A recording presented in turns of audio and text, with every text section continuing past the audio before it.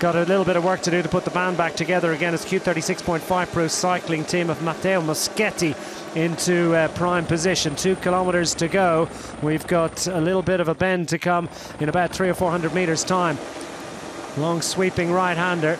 Tudor Pro Cycling moving up on the left-hand side of picture in those black jerseys. The Swiss outfit of Dutch sprinters, Arvid de Klein, Michael Zilliard and others that could potentially interrupt the flow of the World Tour squad. So it's Q36.5 the control for Moschetti and the Alpecin de Koning squad, trying to set something up for Jakub Mareczko. Top 10 on day one for the Italian rider Mareczko.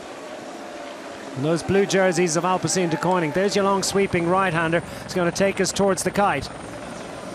Alpecin de Koning own it on the front. Q36.5 next up for Moschetti, and the rest of this squad's trying to time their run to perfection. Jumbo-Visma have, looks like Tosh van der Sande towards the head of affairs, but back in the pocket at the moment is Olav Kooij. Across the bridge and towards the kite, and indeed towards that right-hander to come with 500 meters to go. It's getting busy. It's getting very hectic in there, to say the least, and there's no quarter given and none expected under the kite.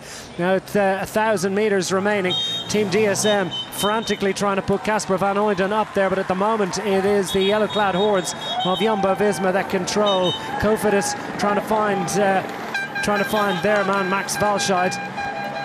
Groupama FDJ looking pretty good as well. Nicely judged and nicely positioned is that Lewis Askey on the head of affairs into that right-hander and into the home straight. 500 meters remaining on the run to the line. There's a little bit of a fracture at the front, and this looks like a perfect little bit of planning by Olav Kooij as he's willing and waiting to launch. 400 meters to go. Max Walscheid turning himself upside down and inside out to try and get into position. Marijn van den Berg as well. The big names coming with a late charge, but Kooij's going for glory. And he's going all the way to the line from here. Is there any way that they can stop Jumbo-Visma in the charge to the line? Absolutely not. It's going to be glory for Team Jumbo-Visma as they get their arms in the air. Wonderful presentation. Marijn van den Berg is first up to congratulate the winner, and that is an absolutely stunning piece of opportunistic and wonderful timing. As the victory goes to Olav Kooij ahead of his fellow countryman Marijn van den Berg. Matteo Moschetti nicely presented into the final bend by the Q36.5 Pro Cycling team, but the glory going to Jumbo-Visma, and Olav Kooij has delivered the stage victory. Not quite able to do it on day one. At the second time of asking, it's victory for Jumbo-Visma. Olav Kooij from Marijn van den Berg, Matteo Moschetti, Walscheid up for a top 5 again. Sam Bennett at the outskirts of the top 5 ahead of Mareczko. Tim Merlier, your stage 1 winner, fades to 7th on stage 4. Arvid de Klein makes it, 3 Dutchmen in the top 8 and occupying the top 2 spots. Glory and success and delight abound for Jumbo-Visma.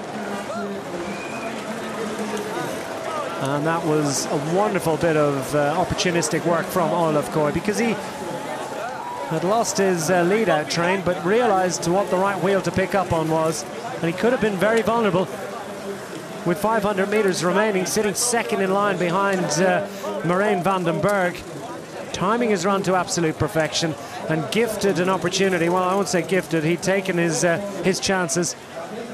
And the big-name sprinters, a lot of the big-name teams, trying to leave it a little bit later than that and leaving it too late. Fabulous work. 21-year-old Olav Kooij scores another big-time success. Tour de Pologne. That's 4 stage winners in 4 days.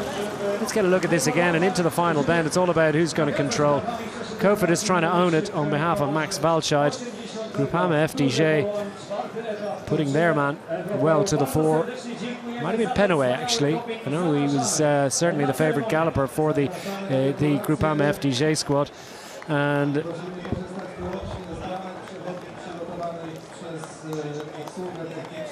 it was just too little, or too early indeed, and such a long run from there.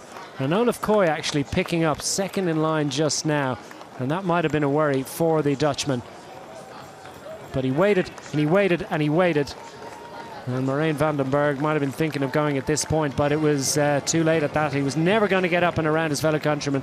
Olav Kooij dropped off very nicely indeed.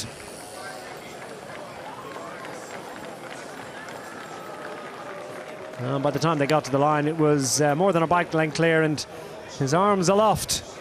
More glory for Olav Kooij.